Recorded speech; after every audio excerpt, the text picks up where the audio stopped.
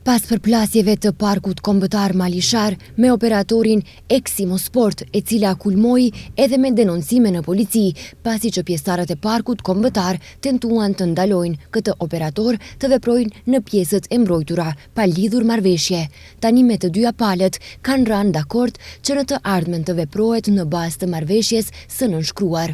Marrëveshja është nënshkruar gjatë ditës së martë dhe me këtë operatori mund të bëjë transport të skiatorëve dhe turistëve në vendet e caktuara. Paraprakisht edhe për këtë do të detyrohet të paguajë një shumë të caktuar për parkun kombëtar Malishar. Krahas kësaj, marrëveshje është nënshkruar edhe me restorant Arena, i cili ushtron ekskluzivisht veprimtari gastronomike në territorin e parkut kombëtar.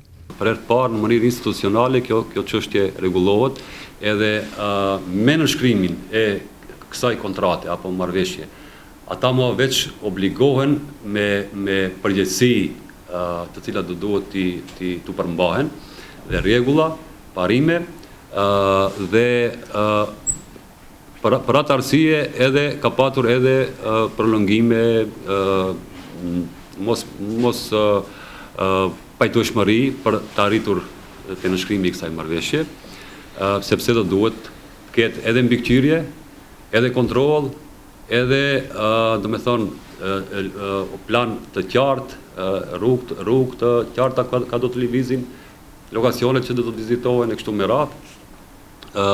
Nuk është e vërtetë se mendoj me policinë, me Ministrinë e Punëve të Brendshme kemi bashkëpunim të mirë, kemi bashkëpunim në baza ditore, edhe vazhdimisht jo vetëm për çështjen e ratrakëve, por edhe për aktivitetet e tjera ilegale të cilat janë konstatuar nga shërbimi i rojeve tona, që janë raportuar në Ministrinë e Punëve të Brendshme. Drejtori Elmazi tha më tej se parku kombëtar Malishar mbetet fuqishëm i përkushtuar për bashkëpunim me të gjithë subjektet që veprojnë me përgjegjësi. Presion kemi qenë vazhdimisht për shkak se nuk mund me që bëhet fjalë për dy operator, njëri nënshkruan, tjetri nuk nënshkruan. Nuk mund ta lejojmë dhe të pajtohemi ne si institucion në atë situatë. Dhe ishte patjetërsueshme që të merren masa nga ana jonë, që të tregojmë fuqishëm qëndrimin tonë se nuk do të lejojmë lëvizje të mjeteve ratrak në territorin e zonës së mbrojtur, jashtë pistave të skijimit, të skijqendrës, pa kontratë apo marrëveshje përkatëse me ne.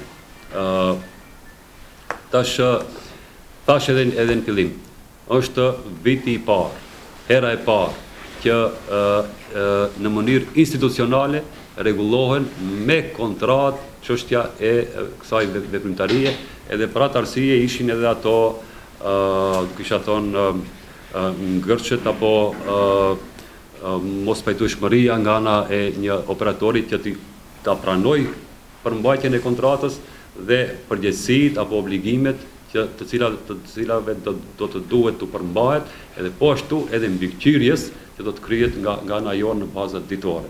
Ndryshe, gjatë fundjavës së kaluar kishte një përplasje mes pjesëtarëve të parkut kombëtar dhe përgjegjësive të këtij operatori.